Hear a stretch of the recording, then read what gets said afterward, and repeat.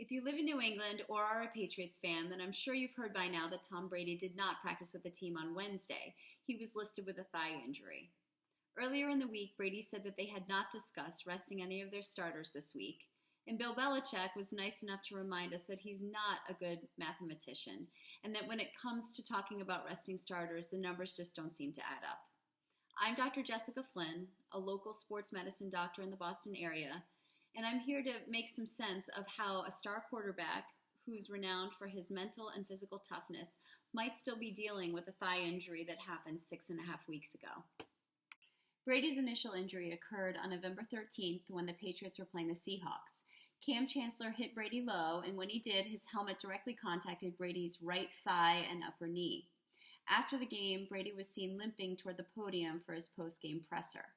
Brady was able to play the next week against the 49ers, but has been on and off the injury report with a right thigh injury. On film, it looked to me like Tom Brady sustained a right quadricep contusion.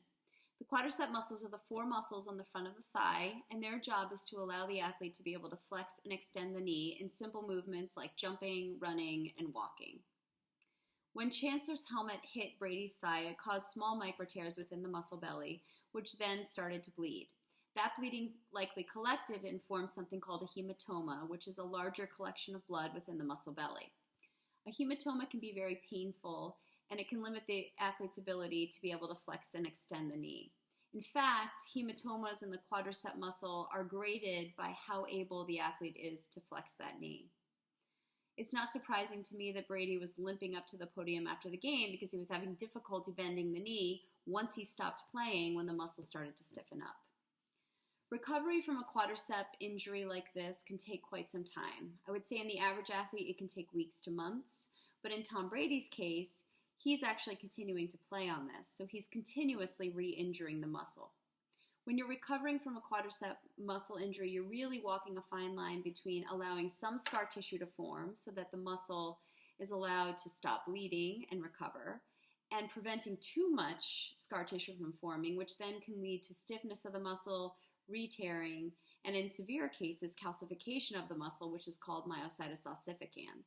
That's something that's more severe and can require intensive treatments down the road. So in Brady's case, where every weekend he's going out on game day and potentially re-injuring this thigh muscle, either from getting directly hit into the quad, which could cause repetitive bleeding into the hematoma, or if he's lunging to avoid the rush and stretching some of that scar tissue and tearing it, that can also cause a setback. So I suspect that Alex Guerrero is doing a lot of work on Brady's thigh with things like massage, heat, ice, and other modalities to try to keep that muscle as pliable as possible, but also to prevent any further bleeding and inflammation. I think this is something that Brady's going to need for the rest of the season, and it really won't be until the off season that he's fully able to recover from this injury. You know, I'm not worried about Brady playing this weekend. In fact, I would say I'm more worried about Brady playing this weekend than I am about him not playing this weekend. I'm really hoping that he gets out of that game as soon as possible.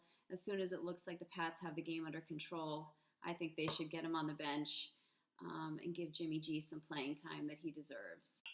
So this has been Dr. Jessica Flynn, teaching you more than you ever thought you'd need to know about quadricep contusions.